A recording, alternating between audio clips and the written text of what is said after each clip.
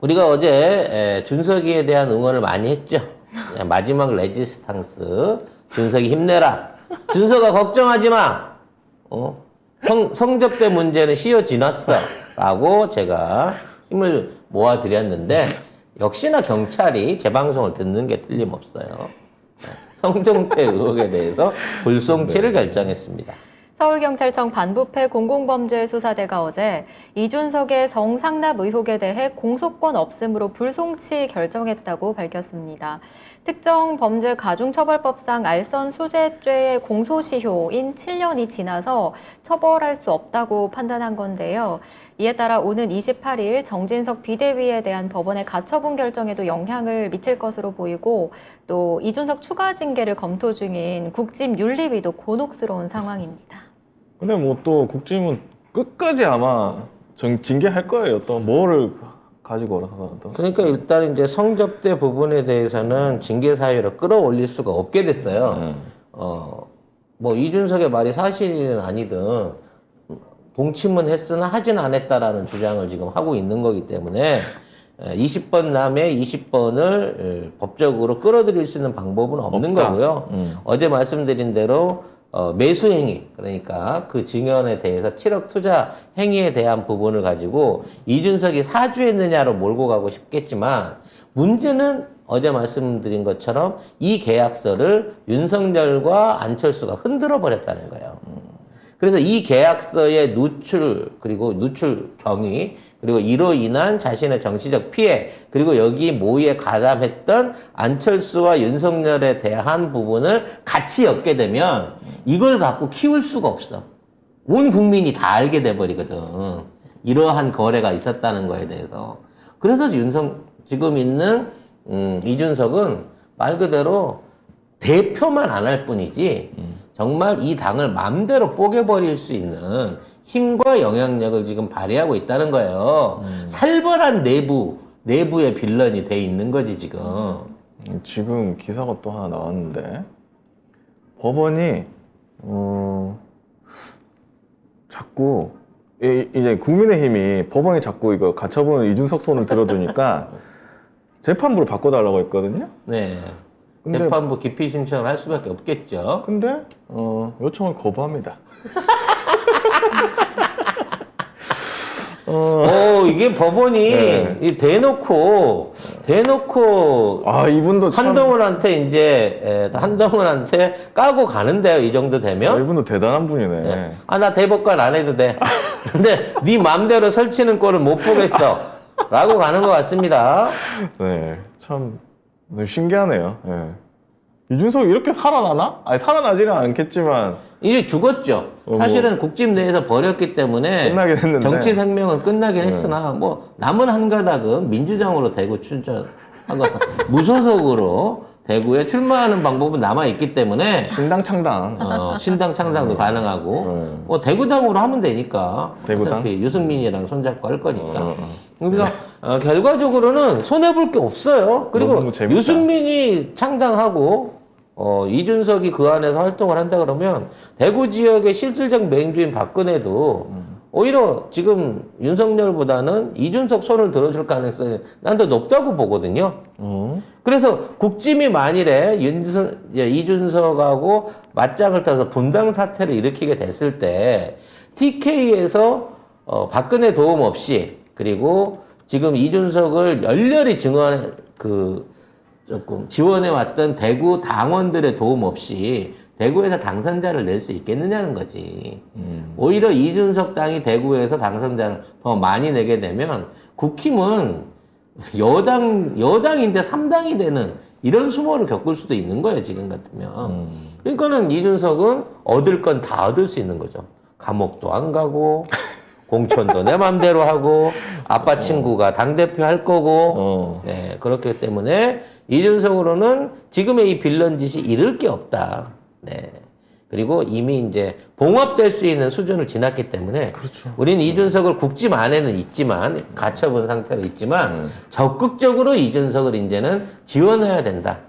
이게 나라 살릴 역적이에요. 네. 이 정도 되면. 네. 나라 살 역적은 또 뭐야? 역적은 맞는데 얘가 얘가 빌런 역할을 너무 적진해서 잘해서 나라 살릴 역적이 될 수도 있는 겁니다. 이제 프락치인가? 또 그렇게 치면 프락치라기보다는 네. 레지스탕스라. 레지스탕스요? 네. 자, 이런 와중에 벌써부터 나오잖아. 이준석 신당 창당에 대한 일종의 지지율 조사가 나왔습니다. 근데 처음 조사치고는 상당하잖아요. 네. 이준석이 신당을 창당하면 적극 지지하겠다는 응답이 17.3%로 집계됐습니다. 한길 리서치가 이준석 대표가 재징계를 받아 출당해서 신당을 창당하면 지지하겠냐고 묻는 설문조사를 했는데 그 결과 지지한다는 응답은 35.9%였고 이 중 적극 지지한다는 17.3%로 집계됐습니다. 그러면 아니, 지지함이 35.9잖아요. 네. 이건 적은 숫자가 아니거든요. 그리고 이게 전국 조사란 말이야. 네. 야. 이걸 대구 지역에 한정하면 난 60% 나온다고 자신합니다. 허허. 해봐. 그리고 용기를 줘야지. 파이팅. 네. 와. 대구를 국짐에서 빼앗아 온다. 보수 여당 윤석열의 품 안에서 이준석이 빼앗아 온다.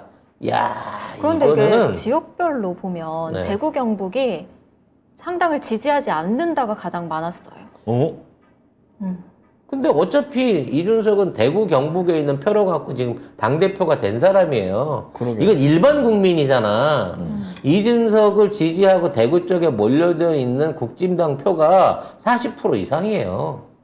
그래서 지난번 당대표 때 일주일 내내 안 오고 대구에서만 유세했던 이유가 그거야. 권리당원, 지금 있는 국짐의 권리당원이 제일 많은 데가 대구예요. 대구 경북입니다. 60대 이상이 가장 지지하지 않겠다는 응답을 많이 했네요. 58.2%. 저는 이준석이 지난번 당선됐던 경험을 발판 삼아 홍준표하고 대구 맹주를 놓고 한번 이번에 뜨겁게 한번 붙어줬으면 좋겠다 라는 생각이 들고요. 홍준표 입장에서도 준석이가 상계동을 포기하고 이렇게 대놓고 대구에 와서 진을 치려고 한다고 하면 앞으로 윤석열 편에서 이준석을 저격하는 저격수로서 또 홍준표와 이준석의 대전도 조만간 일어나지 않을까라는 기대를 해봅니다. 네. 너무 재밌네요. 남의 집 싸움이라. 우리 집 싸움은 정지가 다 돼버렸어. 이번 전당대회. 끝났지 뭐. 심지어 수박들도 잠잠하고요. 우리 밀정도 열심히 하고 있어요, 지금. 열심히 해야죠. 막 떠밀려서 하고 있는 거야. 아예 공천 나 받으려고. 저리 가야 되는데 그러면서 떠밀려서 이쪽으로, 이쪽으로 확 당겨갖고 오고 있는 거야. 아예 공천을 받아야 지금. 자기 살아야지. 줄 잡고 뭐 할 거예요? 떨어질 거야? 그래서 이제 우리 싸움 끝나고 저쪽 싸움이 가열되는 꼴을 보는 또 요런 즐거움이 있다라는 말씀을 드리고 싶네요. 그래서 안철수가 지금 안달이 났습니다. 그럴 수밖에 없지. 그럴 수밖에 없지. 큰일 났어. 네, 정말 옛날 지역구 상계에서 볼 때는 정말 바지가랑이도 못 잡게 하던 잔챙이였는데 얘가 완전히 내 인생을 막는구나. 이런 느낌이 들겠죠. 네, 안철수가 어제 이준석 때문에 당 지지율이 떨어진다고 말했습니다. 안철수는 이준석이 가처분을 취하해야 한다면서 이 문제를 정진석 비대위원장과 주호영 원내대표가 풀었으면 좋겠다고 기자들에게 말했습니다. 아니, 네가 직접 풀지 왜? 아니 지지율 하락 원인 중 가장 큰 게 이준석이라고요? 이 사람도 참 이걸 대놓고 기자들한테 아니 얘기를. 본인하고 이준석하고 대놓고 인기 투표하면 이미 밀리는데. 그러니까 대선 주자에도 밀렸는데 아니 국짐 저기 예전에 그 전에 상계동에서 보궐선거할 때 만나고 그 다음 투표 때 2번 이겼거든요 안철수가. 근데 그때의 그 잔잔발이 이준석이 아니에요 지금은. 이준석은 지금 전국구입니다. 둘 놓고 인기 투표 내지는 둘 놓고 표 대결을 시킨다 그러면 지금 무조건 이준석이 이기죠. 그렇죠. 그리고 안철수는 이미 열혈 지지층을 거의 다 상실했어요, 이제. 안철수는 당을 옮겨갈 때마다 반씩 들었어. 계속 내보내. 지지자가 반씩 들었어요. 나만 안 사람이 아무도 없어. 뭐 마지막에 이제 국힘에 간 건데. 이런 걸 갖다가 이제 지지자들의 인수분해라고 하는데 이게 지금 벌써 루트가 5가 넘어가고 있거든요. 루트 오래간 말 들었네. 네, 오래 가면 이게 진짜. 5제곱이 날아가고 있기 때문에 지지율이 뭐 거의 한 30분의 1로 준 거죠. 전성기 때 비하면. 아니 지지율 하락 큰 원인은 사실은 윤석열하고 윤핵관 때문 아닙니까? 김건희? 그렇죠. 우린 다 알죠. 어. 아니 국민도 다 알고 있는 걸 이거를 이준석 아니 심지어 국집 내부에서도 명신이가 문제다라고 하는데 그러니까 정작 자기는 지금 이준석 얘기 꺼내고 있으면 사람들이 볼 때 저기 안철수를 뽑아주면 국짐이 좀 바뀌어지겠구나라는 기대를 어떻게 가지겠냐고. 그렇게 안 되죠. 아 얘도 윤핵관인가 이렇게 생각하는 거지. 너는 그쪽인가? 그저 준석이한테 대한 적개심밖에 남은 게 없구나라고 판단할 수밖에 없는 상황인 거죠. 아니 이번에 주호영 대표 원내대표가 뽑히면서 61표밖에 못 받았잖아요. 그거 정신을 못 차리는 거예요. 이걸 보고도 안철수가 이런 말을 한다는 거는 정신을 못 차린다는 소리입니다. 안철수가 차기 당대표를 노리고 있다고 하는데, 차기 당대표 선거 쉽지 않을 것 같습니다. 네. 그게 누가 들라나? 이 안에서 지금 이제 안 써먹은 윤핵관 윤석열에 남아있는 카드가 거의 없다시피 하거든요. 그러니까 뭐 안철수는 무조건 나올 것 같고, 이준석은 제명당할 것 같은데. 근데 윤핵관도 몇 명이 없어요 이제. 그 전에 장제원이 윤핵관이었는데 소문으로는 뭐 장제원이 이번에 보라당 창당 준비하고 있잖아요. 보라색 이것도 하고 이번 원내대표 때 선거 때 주호영을 안 밀었다는 거예요. 그리고 오히려 이용호를 밀었다는 그럼 소리도 있고. 저쪽 45쪽에서 자기 어떤 영향력을 충분히 발휘한 거네요. 그러니까 그 사람들이 다 윤핵관이 어디지 윤심이 어디지 막 이렇게 찾아다녔는데 장제원도 아예 안 움직이고. 장제원이 이런 식으로 나온다면 조만간 장제원 내 사학에 압수수색 들어갑니다. 에이, 그동안 그래도 저희 당선을 위해서 성동이가 꼬질릴 거예요. 성동이 30년 친구 아닙니까? 친구야, 지금 그때 국밥집에서 맹세했던 지금 장제원이가 이런 짓거리를 하고 있어. 얘 좀 혼내야 돼. 라고 얘기를 하는 순간, 지금 있지 않습니까? 그 기사 썼던 교수. 네. 미국 바로, 교수? 바로 형님한테 구인장 날라감과 동시에, 예, 동서대 교수. 동서대 교수님, 이제, 동서대에 대한 압수수색! 조만간 발휘되지 않을까라는 기대해 봅니다. 근데 진짜 너무 장제원 너무 조용해. 그러니까. 추석 전으로. 장제원이, 돌아돌이. 예. 진짜. 장제원 입장에서는 조금 그 심쓰기가 좀 그런 게 부산에서 역대 최저 투표율이 나왔거든요. 그러니까 부산 남쪽 부울경 이쪽에서 이재명 후보의 표가 많이 나왔어요. 그래서 이제 선전했다 소리를 듣고 있는 상황이라 뭔가 이게 내세울 게 별로 없는 거라. 그래서 이제 권성동한테 윤핵관 중에서도 먼저 자리를 선점해서 뺏긴 건데 계속해서 권성동이 실수를 하고 있어도 그냥 친구만 밀어주거든. 그러니까 국밥 친구인 장제원으로서는 국밥 결의. 국밥 결의원 장제원 입장에서는 야, 나는 아무래도 줄을 잘못 잡은 것 같아 라는 생각이 들 수밖에 없는 거고 이런 상황에서 내가 2인자를 하느니 나가서 대가리를 하겠다라는 생각을 안 해볼 수가 없는 거죠. 아니 대가리까지는 아니더라도 장제원 자기 아마 그 깜냥을 알 겁니다. 자기가 대가리는 못 돼도 뭐 2인자나 이런 걸로 자기는 할 수 있다 충분히. 그래서 그런 생각 할 수 지금 있어요. 윤핵관들의 권력 부포를 보면 충청권의 정진석, 강원권의 권성동, 대구의 이준석, 그리고 부산의 장제원이 이 전국을 나눠서 지금 이거를 사패 쟁투를 하고 있는 거 너무 재밌다 이거 무협지 같이. 춘추 전국 시대야. 춘추 전국 시대나 마찬가지인 거거든요. 근데 지방 군주들이 반란을 일으키는. 그렇죠. 왜냐면 지방 군주들은 니네들은 따먹고 니들끼리만 헤쳐먹고 왜 우리한테는 떨어지는 게 없어라고 불만을 갖고 있기 때문에 이 네 부류들이 결과적으로 다 싸우게 되는 거고 그러면서 이 상황에서 신당 창당을 한다는 둥, 개파를 한다는 둥, 아니면 공천을 못 받아서 자기네 소속 밀어줄 수 있는 지역위원을 무소속으로 낸다는 둥, 이런 싸움을 하고 있는 가운데 우리 민주당이 제대로 된 공천과 제대로 된 선거운동을 통해서 하향식으로 바람을 훅 불어넣으면 진짜 내년 총선에는 진짜로 개헌 간다. 정족수인 200석을 간다. 간단하게 넘길 수 있는 그런 대승을 거둘 수 있지 않을까 싶고, 자, 이걸 생각한다면 지네들끼리 손을 잡든지 아니면 일찍 털고 나가서 자기 지역이라도 지킬 수 있는 노력들을 해야 되는데 이도저도 못하고 있는 거예요. 이 못하죠. 모든 게 나라 구할 역적 우리 준석이의 나라고 하려고. 예, 우리 준석이의 힘이다. 공천권이 어디로 갈지 모르는데 그렇지. 의원들이 어떻게 움직여?